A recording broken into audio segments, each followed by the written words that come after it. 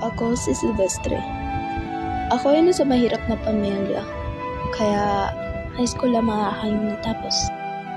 Dahil sa kahirapan, ako ay kailangang magtrabaho upang magkaroon ng pera at para makabili ng makakain. At dahil ako ang pinakamatanda sa aming dalawang magkakapatid, ako ay kailangang magtrabaho. Wala na kasi kaming magulang dahil sa malubhang sakit nila at hindi na rin nila nakayanan. Mainalok ang kaibigan kong si Kino ng trabaho sa akin. Agad ko naman tinanggap dahil sa permanente itong trabaho. Ngayon lang kasi ako nagkaroon ng permanenteng trabaho. Ang trabaho ko ay maging katulong sa maya't mag-aral ng bahay.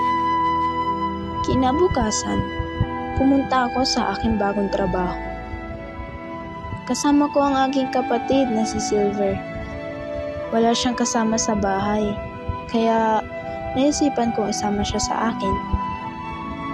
Sa unang araw pa lamang ay mababait ang mga amo ko sa akin. At talagang mararamdaman mo na patas ang mga tingin nila sa aking mga katulong.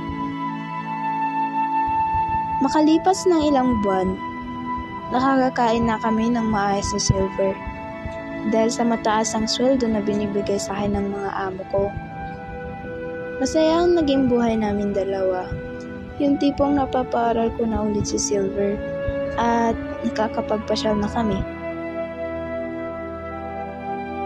Hanggang sa mabalitaan kong sa pinugbog ang aking kapatid.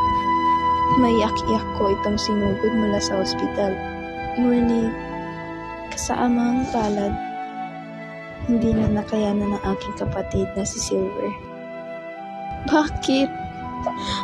Bakit kailangan siya pa?